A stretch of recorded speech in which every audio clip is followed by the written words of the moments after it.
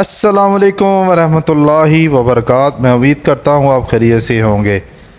ایک جج کی وائف نے ایک ملازمہ پر جو تشدد کیا، میں ایسے ہی ویڈیو ڈھونڈتا ایک ویڈیو پہ آ ٹھہرا، اور وہ ویڈیو ہے انجینئر محمد علی مرزا صاحب کی۔ تو مجھے خیر دوسری اور ویڈیو سے کوئی اتنی سچائی سامنے نہیں آئی، تو میں نے کہا چلو انجینئر محمد علی مرزا صاحب کی ویڈیو کو دیکھتے ہیں۔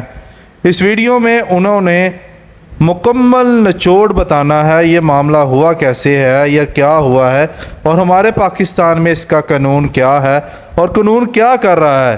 تو انشاءاللہ اس ویڈیو کو لاسٹ تک آپ بھی ہمارے ساتھ دیکھیے گا۔ تو چلیے ویڈیو کو سٹارٹ کرتے ہیں۔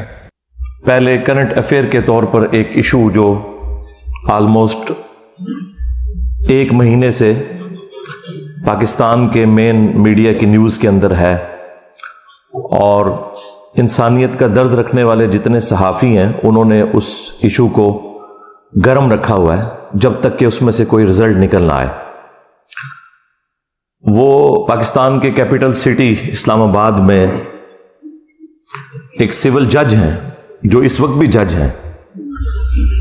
ان کے گھر میں جو ڈومیسٹک وائلنس والا ایشو ہوا ہے، چھوٹی بچی ایک ملازمہ رکھی بھی تھی انہوں نے، آلموسٹ اس کی 13-14 سال عمر تھی، رضوانہ نام کی۔ وہ مظلوم بچی غریب ماں باپ کی بچی تھی، اور اسلام آباد میں اس طرح آپ کو گھر میں کام کرنے والے بچے نظر آتے ہیں۔ اگرچہ انہی عدالتوں نے باقاعدہ رولز اور ریگولیشنز پاس کیے ہوئے ہیں کہ چھوٹے بچے گھروں میں ملازمت نہیں کریں گے، قانون موجود ہے، اس کے اوپر یہی لوگ ہمیں بھاشن بھی دیتے ہیں کہ گھروں کے اندر چھوٹے بچوں کو یا دکانوں کے اوپر ملازمین نہ رکھا جائے، بلکہ ان کی تعلیم فری کی جائے۔ اور یہی لوگ جو لوگوں کو انصاف دینے والے ہیں، جب ان کے گھر سے اس طرح کی رپورٹ نکلی ہے تو میرا خیال ہے پاکستان کی پوری عدلیہ کے لیے یہ ایک شرمناک چیز ہے۔ میں حیران ہوں کہ ہمارے ججز جو لوگوں کو یہ درس دیا کرتے تھے کہ انسانیت کا درد ہونا چاہیے اور آپ لوگوں کے حقوق کا خیال رکھیں، قانون کی پاسداری ہو، وہ سارے کے سارے لوگ بالکل اس مسئلے میں خاموش بیٹھے ہوئے ہیں۔ وہ وکلا جو چھوٹی چھوٹی بات کے اوپر ہنگامہ کھڑا کر دیتے تھے، الٹا اس وائلنس کے اوپر اس جج اور اس کی بیوی کو نہ صرف پری ریسٹ بیل انہوں نے لے کے دی ہوئی ہے، بلکہ اپنی ایک حفاظتی حصار کے اندر اسے لے کے آتے ہیں اور پھر نکال دیتے ہیں۔ جتنے بھی لوگ ہمارے اس ملک کے اندر قانون کے ٹھیکیدار بنے ہوئے ہیں، آپ ان لوگوں کو دیکھیں، میڈیا کے اوپر آ کے لوگوں کو درس دے رہے ہوتے ہیں اس حوالے سے، اور پریکٹیکلی جب ان کے گھر کے اندر کوئی جرم نکلتا ہے، خواہ وکلاء کے اندر نکل رہا ہو، خواہ جوڈیشری کے اندر، تو یہ سارے کے سارے اکٹھے ہو کے اپنے بڑوں کے مفادات کی حفاظت کے لیے منظر عام پہ آ جاتے ہیں۔ چونکہ میں بھی جوڈیشری کے معاملات سے کافی دفعہ گزرا ہوں، اب وہ جو جج کی بیوی ہے جو مجرمہ بتائی جا رہی ہے، حالانکہ وہ جج بھی مجرم ہے کہ اس کے گھر کے اندر یہ سب کچھ ہو رہا تھا، وہ اپنی ڈیوٹی اسی طریقے سے پوری کر رہا ہے، اس کے کان پہ جوں تک نہیں رینگی، الٹا وہ اپنی وائف کو پہلے پری اریسٹ بیل دلوائی انہوں نے لاہور ہائی کورٹ سے، اور اس کے بعد وہ حفاظتی تحویل میں اسے لے کے جاتے ہیں، اور جو جج پری اریسٹ بیل دیتا ہے وہ ساتھ پابند کرتا ہے، اس کاغذ کے اوپر لکھا ہوتا ہے کہ آپ نے فوراً تفتیش کا حصہ بننا ہے، جو انویسٹیگیشن ہوگی، جو رسپیکٹو تھانہ ہے، آپ نے جا کے فوراً رپورٹ کرنی ہے۔ آپ دیکھیں 15 دن گزر چکے ہیں، ایک بار یعنی بیل دوبارہ رینیو ہو چکی ہے، اور وہ عورت جا کے تفتیش کا حصہ نہیں بنی۔ یعنی بدماشی کا لیول، آپ غنڈہ گردی کا لیول ان لوگوں کا دیکھیں۔ اور جوڈیشری سے ہمیں تو کوئی آواز سنائی نہیں دی۔ جتنے چیف جسٹس حضرات ہیں، یہ لوگ اپنے پولیٹیکل لیڈرز کی محبت کے اندر تو از خود نوٹسز لیتے ہیں، لیکن عوام کی محبت کے اندر کوئی بھی شخص از خود نوٹس لینے کے لیے، سو موٹو لینے کے لیے تیار نہیں ہے۔ اب آپ یہ بھی نہ سمجھیں کہ ان لوگوں کو پتہ نہیں کہ کیا ہو رہا ہے۔ ان لوگوں کا ٹیمپرامنٹ اتنا ہے کہ میڈیا میں کوئی بات چلتی ہے تو اگلے دن جو ان کی عدالت لگتی ہے نا، اس میں باتوں ہی باتوں میں یہ میڈیا کی نیوز کو ریبٹل کر رہے ہوتے ہیں ہمارے جو جج حضرات ہیں۔ حالانکہ ان کا کوئی کام نہیں ہے کہ یہ میڈیا دیکھیں، اخبارات پڑھیں یا متاثر ہوں اس طرح کی چیزوں سے، یہ خود اپنا جو عہد کیا ہوا نا اس کو توڑ رہے ہوتے ہیں۔ اسی لیے میں نے کئی دفعہ عرض کیا ہے کہ جتنے ججز ہیں نا، ان کے لیے غاروں کے اندر بلڈنگز بنانی چاہیے جہاں ان تک میڈیا کی کوئی رسائی نہ ہو، ہر طرح کی فیسلٹی ان کو دیں تاکہ یہ لوگ اپنے ضمیر کے مطابق فیصلہ نہ کریں بلکہ آئین اور قانون کے مطابق فیصلہ کریں۔ ضمیر کے مطابق تو ہوتا ہے جس کی جو ایفیلیشن ہوتی ہے وہ وہی کچھ کرتا ہے۔ اور اب دیکھ لیں آپ، کسی کا کوئی بیان نہیں آیا، کوئی وکلاء تنظیمیں سامنے نہیں آئی ہیں، حالانکہ یہ سارے وکلاء کبھی عمران خان صاحب کی محبت میں، کبھی نواز شریف صاحب کی محبت میں، کبھی زرداری صاحب کی محبت میں سڑکوں کے اوپر ٹھڈے کھاتے ذلیل ہوتے آپ کو نظر آتے ہیں، لیکن عوام کے لیے کوئی بھی کچھ کرنے کے لیے تیار نہیں ہے۔ تو میں ان سارے کے سارے لوگوں کو اس حوالے سے مجرم سمجھتا ہوں۔ یہ سب کے سب لوگ ظالم ہیں، خواہ جوڈیشری میں بیٹھے ہوئے لوگ ہیں یا ان کے سپورٹو وکلاء ہیں، یہ سب کے سب لوگ اس معاملے میں پہلے نمبر کے اوپر مجرم ہیں، کیونکہ یہ ان کے گھر کی صفائی کا معاملہ تھا۔ اتنا بڑا ظلم ہوا ہے اور روزانہ خبر بھی چل رہی ہے، وہ بچی زندگی موت کی کشمکش میں ہے، وہ بڑی مشکل سے ریکوری کی طرف جا رہی ہے، ابھی بھی کوئی چانسز نہیں ہے۔ اور آپ دیکھیں ظلم کی انتہا، اس کی ہڈی پسلی انہوں نے توڑی اور وہ اس کو بینڈیج بھی نہیں کروایا، وہ بیچاری کی ہڈیاں ٹیڑھی جڑ گئی ہیں، سر میں جو زخم تھا اس میں کیڑے پڑ گئے اور اس کی وجہ سے پورے جسم کے اندر تعفن پھیل گیا۔ اس کے آپ دیکھیں چہرے کے اوپر، باقی جسم کے اوپر کس طرح نشانات، یعنی جس کی اپنی اولاد ہے وہ دیکھ کے تو تڑپ اٹھتا ہے۔ یہ جانور ہیں یہ لوگ اوپر جو بیٹھے ہوئے۔ تو سب سے بڑے مجرم اس میں وہ لوگ ہیں کہ جو اس ادارے کے کسٹوڈین ہیں، جوڈیشری کے چیف جسٹس اللہ تعالیٰ کی بارگاہ میں سب سے پہلے مجرم ہے، اس کے بعد پرائم منسٹر، جن لوگوں کو صرف شیروانیاں پہننے کا شوق ہوتا ہے، اور اس کے بعد آرمی چیف بھی اس میں انوالو ہے، ان کا بھی یہ کام ہے کہ اس معاملے کا نوٹس لیں۔ دوسری طرف ان لوگوں کے اداروں کے بارے میں کوئی بات کر دیں تو کبھی جو ہے وہ غداری کا فتویٰ لگ جاتا ہے، کبھی توہین مذہب کا الزام لگا کے اپنا غصہ نکالتے ہیں، لیکن عوام کے لیے تو کوئی بھی کھڑا ہونے کے لیے تیار نہیں ہے۔ اسی لیے دیکھیں قرآن پاک میں اللہ تعالیٰ نے فرمایا لعنت اللہ علی الظالمین، ظالموں پر اللہ کی لعنت ہے۔ لعنت کا مطلب آپ کو پتہ ہے کیا؟ اللہ کی رحمت سے دور۔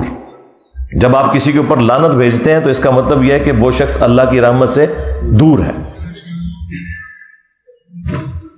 پھر اللہ تعالیٰ نے قرآن حکیم میں یہاں تک فرمایا کہ تم نے عدل و انصاف کے لیے کھڑے ہونا ہے، خواہ تمہیں اپنے خلاف گواہی دینی پڑ جائے، اپنے قریبی رشتہ داروں کے خلاف گواہی دینی پڑ جائے، تم نے انصاف کے لیے کھڑے ہونا ہے۔ یہ مسلمان کی پہچان ہے۔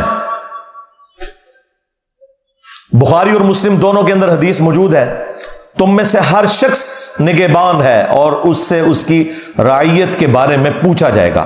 پھر نبی علیہ السلام نے اسے کھولا کہ حکمران اپنی رعایا کے اوپر نگہبان ہے، اگر اس نے انصاف نہ کیا تو اس سے پوچھا جائے گا۔ ایک خاوند اپنی بیوی اور بچوں کے اوپر نگہبان ہے، ایک عورت اپنے خاوند کے مال اور اس کے بچوں کے اوپر نگہبان ہے۔ بخاری اور مسلم میں ایک اور حدیث ہے کہ بدترین گڈریا وہ ہے، جس طرح گڈریا ہوتا ہے نا بھیڑوں کو سنبھالنے کے لیے، بدترین گڈریا وہ ہے جو کسی قوم کا حکمران ہو، اگر اس نے انصاف نہ کیا تو وہ جنت کی خوشبو بھی نہیں پائے گا۔ جی، ان لوگوں کو صرف فیسلٹیز اویل کرنے کا شوق ہوتا ہے، انہیں یہ پتا نہیں ہے کہ یہ جتنی بڑی پوسٹوں پہ بیٹھنے والے لوگ ہیں انہوں نے اپنے اوپر جہنم واجب کروا لی ہوئی ہے۔ اگر یہ گمنامی کی زندگی مر جاتے ہیں نا کسی فٹ پاتھ کے اوپر تو شاید ان کے کو بچنے کے چانسز تھے۔ جو لیڈرشپ کے اوپر بیٹھا ہوا ہے اور اگر وہ انصاف نہیں کر رہا اور اس کے نیچے لوگوں کے اوپر ظلم ہو رہا ہے تو اس نے اپنے اوپر جہنم پکی کروا لی ہے۔ ہاں اگر انصاف کرتا ہے تو وہ بخاری مسلم میں حدیث ہے کہ 7 لوگوں کو اللہ کے عرش کا سایہ نصیب ہوگا، قیامت کے دن جب کوئی اور سایہ نہیں ہوگا، ان میں سے پہلے نمبر پہ وہ شخص ہے جو عادل حکمران ہے. وہ پھر فضیلت اپنی جگہ ہے، لیکن یہ فضائل تبھی حاصل ہوں گے جب اپنے معاملات کو آپ صحیح طریقے سے لے کے چلیں گے. اور اس میں آپ صرف بڑوں کو، حکمرانوں کو سنگل آؤٹ نہ کریں، ہر مسلمان کے لیے ہے. صحیح بخاری اور صحیح مسلم کے اندر حدیث موجود ہے، مسلمان وہ ہے کہ جس کے ہاتھ اور زبان سے دوسرے مسلمان محفوظ رہیں. ایک اور حدیث ہے بخاری اور مسلم میں، تم میں سے کوئی شخص اس وقت تک مؤمن ہی نہیں ہو سکتا جب تک کہ اپنے بھائی کے لیے بھی وہی چیز پسند نہ کرے جو اپنے لیے کرتا ہے. کیا یہ لوگ پسند کریں گے کہ ان کے بچوں کے ساتھ یہ ہو رہا ہو؟ جو دوسروں کے بچوں کے ساتھ یہ کرتے ہیں، یہ کرتے ہوئے دیکھتے ہیں اور گونگے شیطان بنے رہتے ہیں. ہمارا دین تو ہمیں یہ سکھاتا تھا کہ بخاری اور مسلم دونوں میں حدیث ہے کہ مسلمان ایک جسم کی مانند ہے. جسم کے کسی حصے میں تکلیف ہوتی ہے تو پورا جسم اس تکلیف کو محسوس کرتا ہے. نبی الاسلام نے یعنی اس میں فرمایا کہ باہمی اخوت، محبت اور بھائی چارے میں ایک جسم کی مانند ہے. اور مسلم میں تو یہاں تک الفاظ ہیں کہ اگر آنکھ میں تکلیف ہوتی ہے تو پورا جسم اس تکلیف کو محسوس کر کے رات جاگ کے کاٹتا ہے. یہ حالت ہونی چاہیے ایک مسلمان کی. اور یہاں مسلمان کیا کر رہے ہیں؟ اسی لیے صحیح بخاری میں حدیث ہے، جس نے کسی بندے کے ساتھ کوئی لین دین کا معاملہ کسی بھی اعتبار سے حقوق العباد کا کرنا ہے وہ دنیا میں کر لے، کیونکہ آخرت میں پھر نیکیاں دینی پڑیں گی. ہاں، اور اس کو سپورٹو وہ جو مسلم کی حدیث ہے وہ اتنی رکت انگیز حدیث ہے، میں جتنی دفعہ اسے بیان کرتا ہوں کانپ اٹھتا ہوں. صحیح مسلم کے اندر یہ حدیث موجود ہے. اللہ کے محبوب صلی اللہ علیہ وآلہ وسلم نے اپنے صحابہ کرام سے پوچھا، جانتے ہو مفلس کون ہے؟ تو صحابہ کرام نے کہا کہ ہم تو مفلس اور غریب اسی کو سمجھتے ہیں جس کے پاس دنیا کا کوئی مال و متاع نہ ہو، درہم اور دینار نہ ہو، کوئی دولت نہ ہو. تو آپ صلی اللہ علیہ وآلہ وسلم نے فرمایا کہ میری امت کا مفلس وہ ہے کہ جو قیامت والے دن اس حال میں آیا کہ اس کے نامہ اعمال میں پہاڑوں کے برابر نماز، روزہ، حج، زکوٰۃ کی نیکیاں ہوں گی. یعنی یہ سارے مذہبی قسم کے لوگ، لیکن اس حال میں آیا کہ دنیا میں کسی کو گالی دی، کسی کو مارا پیٹا، کسی کا خون بہایا، کسی کو ذہنی ٹینشن دی. وہ سارے کے سارے حقوق العباد کے معاملات نبی الاسلام نے گنوائے. فرمایا کہ سب کے سب لوگ پھر قیامت والے دن اللہ کے حضور انصاف کے لیے جب حاضر ہوں گے تو اللہ تعالیٰ ان سے کہے گا کہ آج تو اس کے پاس کچھ نہیں ہے، اس کی نیکیوں میں سے لے کے جاؤ. جس قدر اس نے دنیا میں تکلیف دی تھی نا، اس اعتبار سے اس کی نیکیاں لو. حتیٰ کہ اللہ کے محبوب صلی اللہ علیہ وآلہ وسلم فرماتے ہیں کہ اس کا نام اعمال خالی ہو جائے گا. ہاں جی، نماز، روزہ، حج، زکوٰۃ جس کے اوپر یہ لوگ اتراتے ہیں، حرام خوریاں کرتے ہیں، ملاوٹ والا مال بیچتے ہیں، اور رمضان شریف میں خانہ کعبہ شریف کے صحن میں مسجد نبوی کے اندر اعتکاف کی پہلے بکنگ کروائی ہوئی ہوتی ہے. لعنت ہے تمہارے روزوں اور نمازوں کے اوپر اگر تم حرام خوریاں کر رہے ہو تو، دھوکہ دے رہے ہو. پھر نبی علیہ السلام فرماتے ہیں کہ اس کی نیکیاں خالی ہو جائیں گی. ابھی بھی کچھ لوگ باقی ہوں گے جنہوں نے بدلہ لینا ہوگا. تو اللہ تعالیٰ فرمائے گا اب تو یہ ختم ہو گیا، اب اس طرح کرو کہ تمہارے گناہ اس کے نامہ اعمال میں ڈالے جائیں گے. سرکار یہ صحیح مسلم شریف ہے، مولانا شریف نہیں ہے. اور پھر اسے اوندھا منہ کر کے جہنم میں پھینک دیا جائے گا. وَلِعَوْذُ بِاللَّهِ تَعَالَى اللَّهُمَّ أَجِرْنَا مِنَ النَّارِ آمین.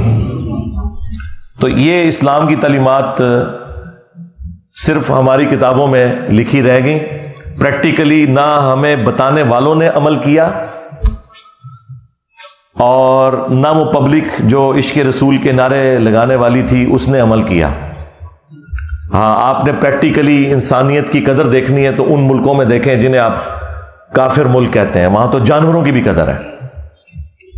جنت پھر بھی تسی جانا ہے، پتہ لگ جائے گا کتنے جاندے ہو تسی.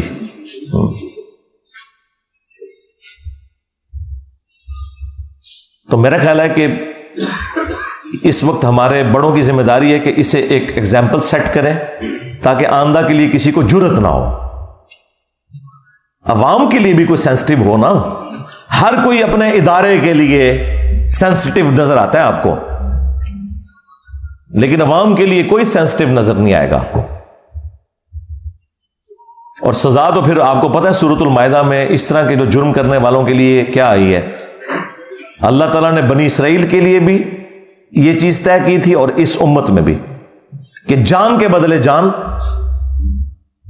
آنکھ کے بدلے آنکھ, ناک کے بدلے ناک, کان کے بدلے کان, دانت کے بدلے دانت, یعنی یہ ہر ایک چیز کے بدلے اس کی وہ چیز توڑی جائے گی. اور پھر اللہ تعالیٰ نے ساتھ اس کے کنکلوڈ کیا یہ بات کرتے ہوئے کہ ہر زخم کے بدلے اسی لیول کا زخم اس کا بدلہ ہے دنیا میں. ہاں, یعنی اب جتنی ہڈی پسلیاں اس بچی رضوانہ کی توڑی گئی ہیں نا, وہ ساری ہڈیاں ان دونوں میاں بیوی کی ٹوٹنی چاہیے, وہ جو جج صاحب ہیں اور ان کی جو بیوی ہے, اور وہ سارے زخم لگنے چاہیے. اور جس طرح اس کے زخم میں کیڑے پڑے ان کو بھی چھوڑ دینا چاہیے کہ ان کے زخموں میں بھی کیڑے پڑے. لیکن اینڈ رزلٹ میں آپ کو ابھی بتا دیتا ہوں, وہ غریب لوگ ہیں بیچارے, پیسے لے کے صلح کر لیں گے. اچھا, یہ جو پیسے لے کے صلح کر لیتے ہیں نا اور پھر کہتے ہیں کہ جی وہ شریعت نے اختیار دیا ہوا ہے ورثاء کو, بھئی یہ اس صورت میں ہے جب کوئی دل سے معاف کرے. آپ کے کیسز میں وہ جو شاہ زیب قتل کیس ہوا تھا, پیسے تو انہوں نے بھی لے لیے تھے کیونکہ انہوں نے کہا کہ جو بچ گئے وہ تو بچے نا. اس طرح کے جو معاملات ہوتے ہیں نا, اس میں پھر اسٹیٹ کا کام ہے کہ وہ سامنے آئے اور ڈیٹرس کرے تاکہ آئندہ کسی کو جرت نہ ہو, انشور کرے کہ سزا ملے گی. ٹھیک ہے, پیسے بھی دلوائیں, ان کا علاج ہے, پہلے پیسے دلوائیں, اس کے بعد انہیں کہیں کہ یہ تو آپ کا معاملہ طے ہو گیا اس بچی اور اس کے ماں باپ کے ساتھ. ہاں, اسٹیٹ کے ساتھ ابھی آپ کا معاملہ باقی ہے. جو آپ نے یہ وائلنس کی ہے اور اس کی وجہ سے پورے ملک کے اندر ایک جو دہشت کی فضا بن گئی ہے, اب آپ کے اوپر بھی ڈیٹرس قانون کی ہونی چاہیے. تو اب آپ آئیں نہ ذرا قانون کا سامنا کریں اور ان تمام سزاؤں سے آپ کو گزارا جائے. لیکن ہمارے بڑوں کی توجہ اس طرف بالکل ہوتی نہیں ہے. جب تک یہ اپوزیشن میں بیٹھے ہوتے ہیں اس وقت تک آپ کو اتنے لمبے لمبے درس دیں گے, بھاشن دیں گے. جیسے حکومت میں آتے ہیں پھر اپنی سیٹ بچانے کے چکر میں ہر چیز کو اوور لک کرتے چلے جاتے ہیں. پھر جب سیٹ سے نکالے جاتے ہیں پھر اپوزیشن میں آتے ہیں, پھر یہ انسانی حقوق کی, ڈیموکریسی کی, بیسک ہیومن رائٹس کی, سوشل ویلیوز کی باتیں کرنا شروع کر دیتے ہیں. بس تقریریں کرنے کے لیے یہ لوگ جو ہیں وہ شیر ہیں. اور وہ بھی اس صورت میں جب یہ نکالے جاتے ہیں, جب سیٹ پہ بیٹھے ہوتے ہیں تو سانپ سونگا ہوتا ہے انہیں کہ بھئی یہ جو معاملات ہیں یہ اب آپ نے نہیں دیکھنے کہ آپ کے ساتھ اب آخرت میں کیا ہونے والا ہے, آپ کسی کو جواب دے نہیں ہو. اور اس میں میرا خیال ہے عوام الناس بھی مجرم ہے. ہمیں بھی چاہیے کہ جس طرح ہم بعض معاملات کو سوشل میڈیا کے اوپر ایک ہائپ کریٹ کرتے ہیں اپنے سیاست دانوں کی محبت کے اندر اور انہیں مسیحا ڈکلیئر کرتے ہوئے, وہ کام کرنے کا نہیں ہے. اصل کام کرنے کا یہ کہ ایک عام آدمی کی آواز بنے. صحافیوں کا کام ہے کہ ایک عام آدمی کی آواز بنے, بجائے یہ کہ وہ پولیٹیکل پارٹیز کا ساتھ دیں. تو اس طرح کے معاملات کے اندر پھر آپ ذرا نظر رکھا کریں کون سے لوگ ہیں کہ جو واقعی اپ رائٹ لوگ ہیں اور اس طرح کے معاملات کو وہ اٹھاتے رہتے ہیں جب تک کہ کنکلوژن کی طرف نہ پہنچے. میں یعنی آپ کو دعوے سے کہتا ہوں, اگر شاہ زیب خانزادہ نے شاہ زیب قتل کیس کو نہ اٹھایا ہوتا تو جتنی وہ تگڑی پارٹی تھی نا, وہ کبھی بھی اسے سزا نہیں ہونی تھی. اس نے اس معاملے کو ٹھنڈا نہیں ہونے دیا. ابھی بھی میں دیکھتا ہوں وہ رات کو اینڈ پہ پھر وہ ایک چھوٹا سا نا, جب پروگرام ختم کرنے لگتا ہے نا, پھر وہ ایک کیس چلا دیتا ہے اس کا, یہ رضوانہ کیس جو چل رہا ہے. یہ باقی صحافیوں کو بھی چاہیے کہ اس طرح کے معاملات کو گود لے لیں اور روزانہ ڈسکس کریں. اول و آخر جسے کہتے ہیں نا, ڈسکس کریں. مین بلٹن کے اندر بار بار اسے ڈسکس کریں, جس طرح میں اب دیکھ رہا ہوں کچھ میڈیا چینلز کر رہے ہیں. بہت اچھی چیز ہے اور یہ میڈیا کی برکات ہے کہ آپ کو یہ چیزیں پتہ چل رہی ہیں. ورنہ آپ کے بڑوں نے تو آپ کو بس اسی کھاتے میں رکھا ہوا تھا کہ فوج کا پالیٹکس میں کردار ہونا چاہیے یا نہیں ہونا چاہیے. ہاں, عمران خان صاحب کو جیل جانا چاہیے کہ نہیں جانا چاہیے, نواز شریف صاحب کی سزائیں معاف ہونی چاہیے یا نہیں معاف ہونی چاہیے. بس آپ کو اس طرح کے معاملات کے اندر انہوں نے بیزی رکھا ہوا ہے, اور اصل جو معاملات ہیں اس سے نگاہ ہٹائی ہوئی ہے. تو میں نے یہ ضروری سمجھا, میں نے بڑا ٹھنڈا کر کے اس معاملے کو, میں فوراً کوئی ورڈک نہیں دیتا, اس لیے کہ بعض اوقات فیک نیوز بھی آ جاتی ہیں. ابھی بھی کچھ نیوز ایسی ہیں جو مارکیٹ میں چل رہی ہیں, لیکن میں ان کے اوپر اس لیے بات نہیں کر رہا کہ جب تک وہ معاملات کلیئر ہو کے